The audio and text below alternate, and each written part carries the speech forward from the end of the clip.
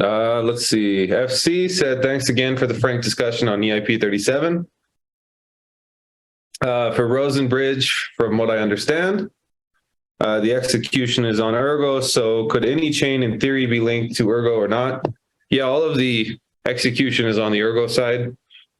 You do need a multi-sig wallet or a threshold wallet on the other chain and some ability to, let's say, lock tokens in that wallet and potentially mint. It's like if you link to Bitcoin, because Bitcoin doesn't have any type of native asset, you're not going to exactly mint Ergo, but you could lock the Bitcoin in a multi-sig or threshold and then mint a wrapped version on Ergo.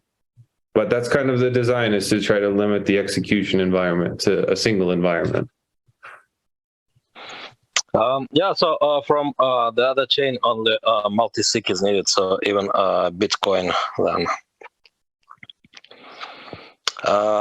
could be chained, right, breached with the help of the Rosen bridge.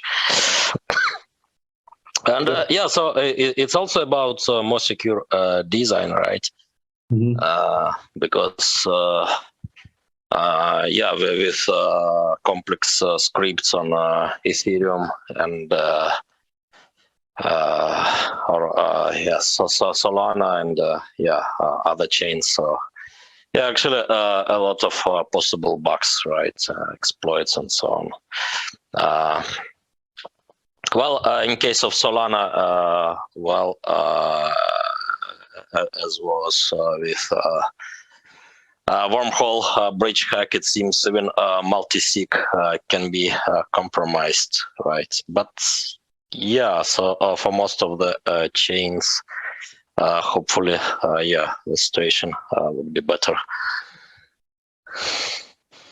Yeah, it's never made much sense to me to always scale your points of attack as you scale a bridge. That's always, well, I guess even history has shown that there's a lot of failures to point to in that regard. So I do think that having that execution environment, limited on Ergo, at least in terms of the logic, is good. Then it's just a matter of distributed assumptions, I guess, right? Right, and well, yeah, so theoretically, well, multi-sig on another chain should be secure, but yeah, as we know from yeah, this Solana bridge hack, well, even this could not be the case, unfortunately. So even for such simplest things. Yeah, quasi blockchains like Solana could be totally insecure. So, but yeah, what can we do about that?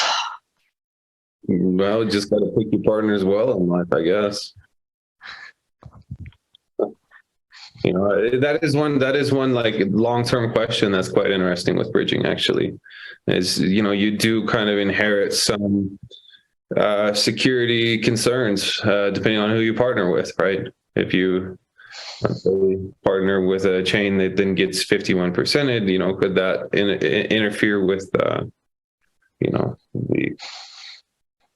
bridge? Potentially. So there is some like long-term relationship stability that we need to take into account looking at right. And then yeah, so even if you have USDT coming from bridge, so it could be of different quality, right? So for example, USDT coming from Solana, well, should be cheaper, well, in a rational market than USDT coming from Ethereum or Omni, right? So yeah, actually not so sure about Ethereum. So it also depends how multi-sig is done on Ethereum side.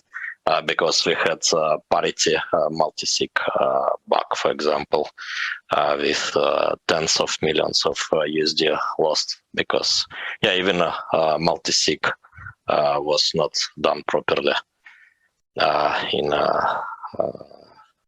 parity library contract. Yeah, then, yeah, the idea is that yeah, your USDT coming from different chains could be of different price even, right? Depending on security of another chain and multi-sig implementation there. Now you just got to be careful what wagon you hitch your horses to, right? Because you might go down some crazy trails. That's something we got to think about with Rosen, because you do inherit some concerns or assumptions depending on who you partner with. Hopefully, you know, as that community grows, you know, they start having a good discussion about that, not just the short-term liquidity boost, but kind of the long-term stability of certain partners.